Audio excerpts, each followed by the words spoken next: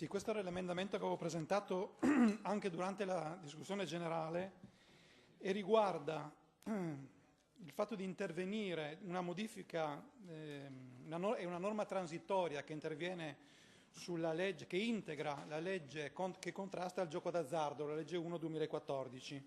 Sappiamo tutti che la legge 1/2014 interviene solo sulle nuove installazioni rispetto alla distanza ai luoghi sensibili. Questo emendamento farebbe sì che si possa intervenire anche sulle installazioni già in essere quando si è votato la legge sul gioco d'azzardo e costringerebbe gli esercenti a rimuovere entro 2 anni le slot machine.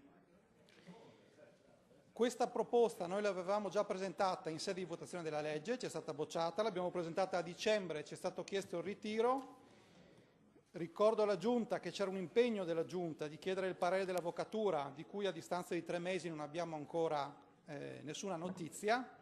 C'era un impegno formale della Presidente a inserire nella legge sul commercio un emendamento dopo le opportune verifiche che riguardasse questo tema.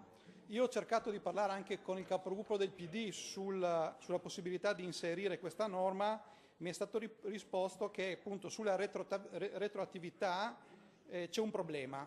Io ricordo, per chi non avesse letto la nota, che questo emendamento si rifà a una legge in vigore nella provincia di Bolzano, per cui non è un emendamento che potrebbe essere impugnato perché è in vigore dal 2012 nella norma in materia di esercizi pubblici, per cui la legge sul commercio della provincia di Bolzano.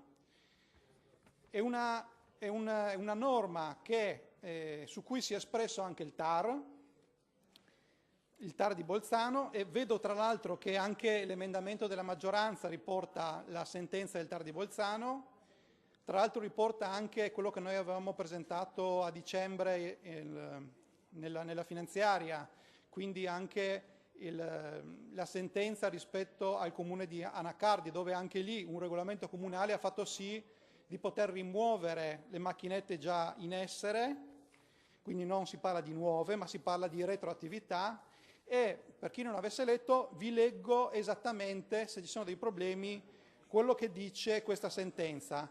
È rimessa alla discrezionalità del legislatore regolare lo stato dei rapporti pendenti, valutando la scelta tra retroattività e irretroattività, secondo limiti che la scelta risponde a criteri di ragionevolezza. Come fa la provincia di Bolzano, noi diamo 2 anni per adeguarsi.